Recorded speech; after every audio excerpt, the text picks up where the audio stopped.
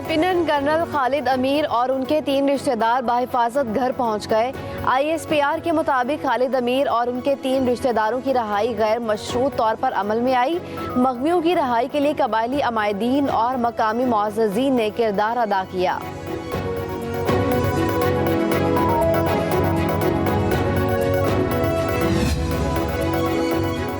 वज़ीर-ए-आज़म ने पेट्रोलियम मसनूआत की कीमतों में कमी कर दी। पेट्रोल की कीमत ₹1.86 कम हो गई।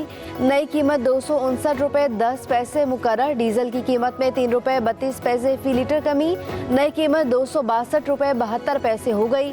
Light diesel ₹2.97। मट्टी का तेल ₹2.15 सस्ता कर दिया गया।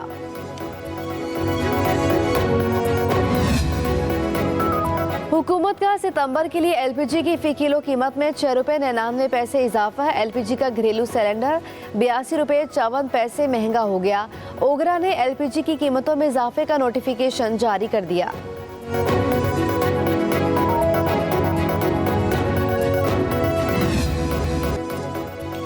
वफाकी और सूबाई हुकूमतें अपने अखराजात में कटौती और बचत से आवाम को रिलीफ के लिए वसाइल मुहैया करें। मुल्क को मुआशी बहरान से निकालने, आवाम को रिलीफ देने के लिए तमाम क़यादत और इदारे मिल बैठ कर फैसले करें। नून लीगी आवाम को बिजली के भारी बिलों से निजात दिलाएगी। मईशत को अपने पाँव पर खड़ा करना अव्वलीन तरजीह है। नवाज शरीफ का मॉडल टाउन सेक्रेटेरिएट में नून लीग के इजलास से खिताब। PTI की साबिका हुकूमत पर भी तनकीद। कहा, नाकिस पॉलिसियों ने आवाम को महंगाई के दलदल में धकेल दिया। नून लीग मुश्किल तरीन हालात में आवाम को रिलीफ देना जानती है। घरेलू सार्फिन को रिलीफ दे चुके, अब सनती सार्फिन के लिए रिलीफ के ज़राए की तलाश है।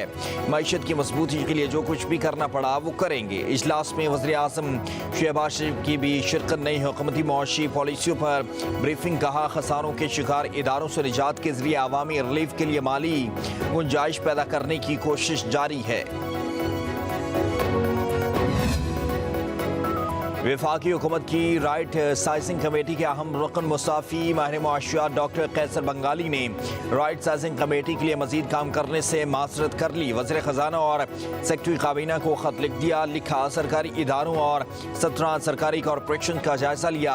अखराजात में कमी के लिए 17 डिवीजन और 50 सरकारी महकमे बंद करने की तजवीज़ दी।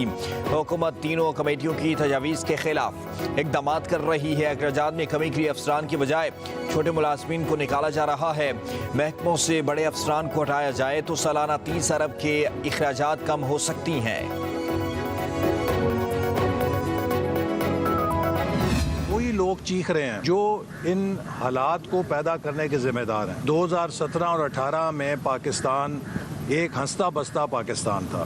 एक अनाड़ी ने, एक नातजुर्बेकार ने अपनी नातजुर्बेकारी से उजाड़ा, और आज वही लोग शोर मचा रहे हैं कि मुल्क का क्या अंजाम हो गया। हमारे मुकाबले में वो सहूलियात हासिल हैं कि जो किसी 5 स्टार होटल में रहने वाले को हासिल होती हैं। वो तो मौज में है बड़ी। कभी अमेरिका के पाँव पकड़ते हैं, वहाँ कांग्रेस में जाके सेनेटर्स को, कांग्रेसमैन को मिन्नतें करते हैं कि जनाब हमें माफ़ी दिलवा दो। NRO नहीं मिलेगा। 9 मई के वाक़यात पर मुआफ़ी मांगने तक बानी PTI से मुज़ाकरात नहीं होंगे। वफाकी वज़ीर एहसन इकबाल की मॉडल टाउन में मीडिया से गुफ्तगू। कहा, कौम और इदारों से मुआफ़ी मांगने के बाद ही PTI की कहीं जगह बनेगी। इस जमात ने वो किया जिसकी ज़रूरत दहशत गर्दों में भी नहीं थी। हंसता बसता पाकिस्तान एक ज़िद्दी शख्स की अना की भेंट चढ़ गया। दूसरों से रसीदें मांगते हैं, अब चीखें मार रहे हैं। इन्हें अपनी बेगुनाही साबित करना होगी। कहा, बानी PTI जेल में मौज में हैं। 5 स्टार होटल जैसी सहूलियात मुयस्सर हैं। NRO इन्हें किसी सूरत नहीं मिलेगा।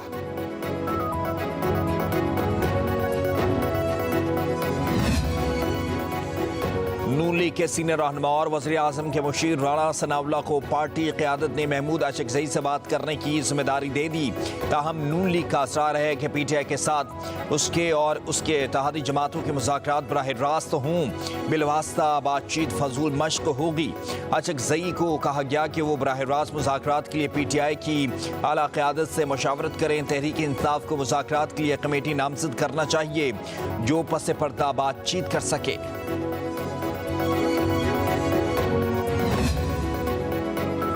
किसी भी मसले का हल मुज़ाकरात के बगैर नहीं निकल सकता। राना सनाउल्लाह ने मेरे साथ पार्लियामेंट में मुलाकात की, मुज़ाकरात शुरू हो गए। मैं उसकी तरदीद या तस्दीक नहीं करता, मगर उसके सिवा किसी के पास कोई रास्ता नहीं है। महमूद अशरफी ने कहा कि शहबाज शरीफ पार्लियामेंट में असद कैसर, उमर अयूब और बैरिस्टर गौहर से मिले। PTI शहबाज शरीफ को जवाब देती तो मुज़ाकरात उसी वक्त शुरू हो जाते। मुल्क की तारीख में पहली बार ऐसा अलायंस बना है जो मुल्क में आइन की बालादस्ती चाहता है।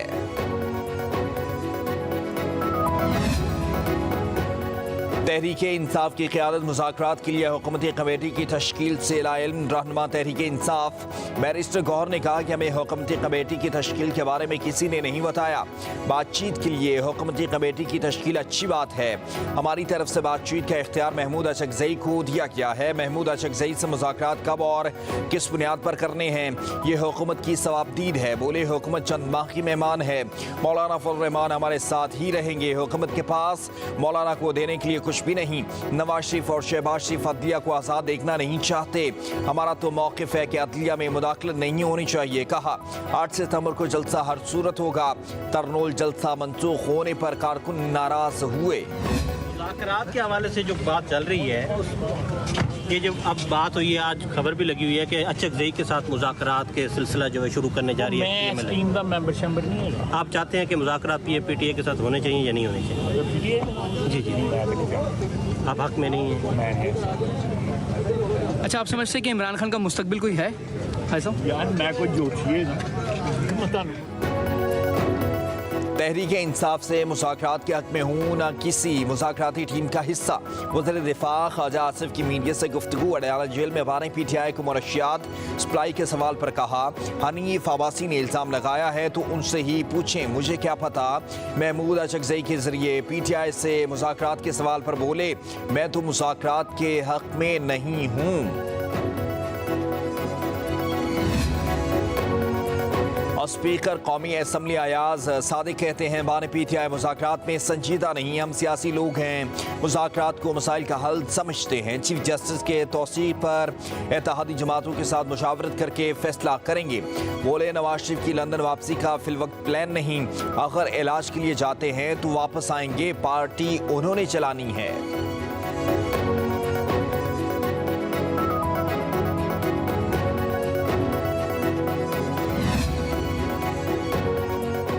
9 मई के केसेस की समाअत करने वाले 2 जजों को ओहदे से हटा दिया गया। जज खालिद अरशद और एजाज आसिफ को फौरी तौर पर लाहौर हाई कोर्ट रिपोर्ट करने का हुक्म।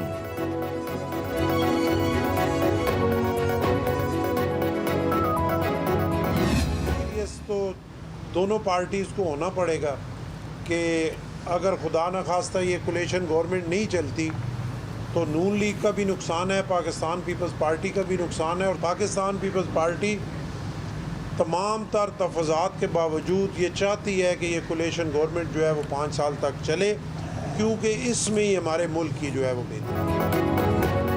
मुस्लिम लीग नून और पाकिस्तान पीपल्स पार्टी को मामलात में सीरियस होना पड़ेगा, वरना दोनों का नुकसान होगा। नून लीग के साथ तहफ़्फ़ुज़ात के बावजूद चाहते हैं हुकूमत चले। गवर्नर पंजाब सरदार सलीम हैदर खान की गुफ्तगू। बोले जेल में बैठे शख्स को रात तन्हाई में डरावने ख्वाब आते हैं और सुबह उठकर इंतखाबात की बात कर दी जाती है। मुल्क बार बार इंतखाबात का मुताबिल नहीं हो सकता, इंतखाबात वक्त पर ही होंगे।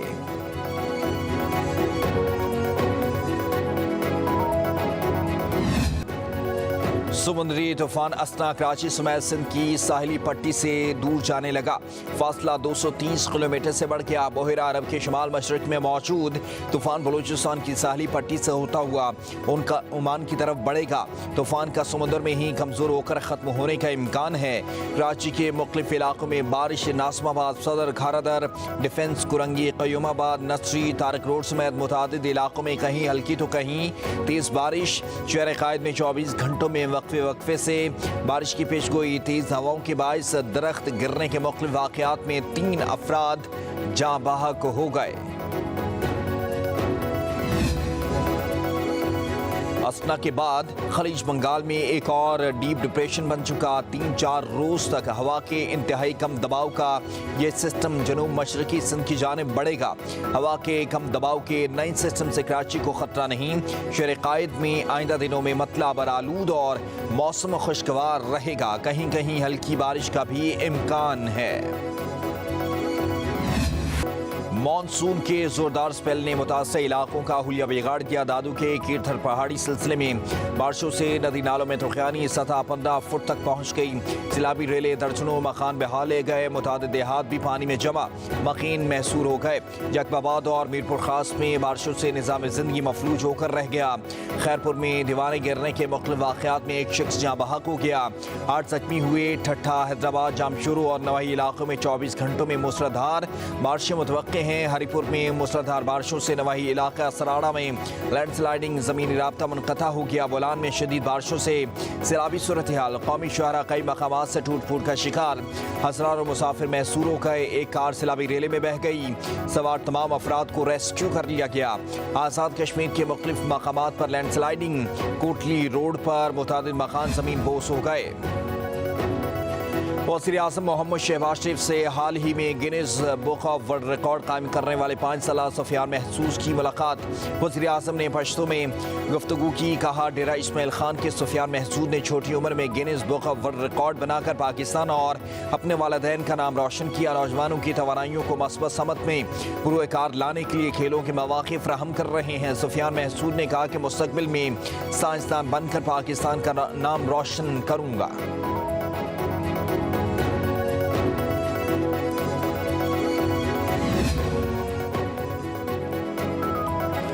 मरीम नवाज ने नामुमकिन को मुमकिन बना दिया। बिजली सार्फिन को 50 अरब रुपए का रिलीफ दिया। सीनियर वजीर पंजाब मरीम औरंगजेब ने बिजली बिलों में रिलीफ की तफसीलात जारी कर दी। बताया, लाहौर, मुल्तान, फैसलाबाद, गुजरावाला और इस्लामाबाद की 5 बिजली कंपनियों के 35,16,877 सार्फिन को रिलीफ दिया गया। कहा, वज़ीर आला पंजाब मरीम नवाज खिदमत की एक नई तारीख बना रही हैं। अब 200 यूनिट इस्तेमाल करने वाले सार्फिन को मुफ्त सोलर सिस्टम फराहम करेंगे।